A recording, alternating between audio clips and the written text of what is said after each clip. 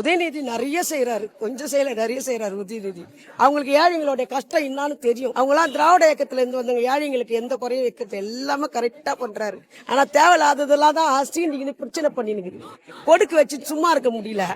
அந்த கொடுக்கு இன்னும் ஆடினாலும் அந்த கொடுக்க ஒன்னும் பண்ண முடியாது. இவர் யார் தெரியுமா?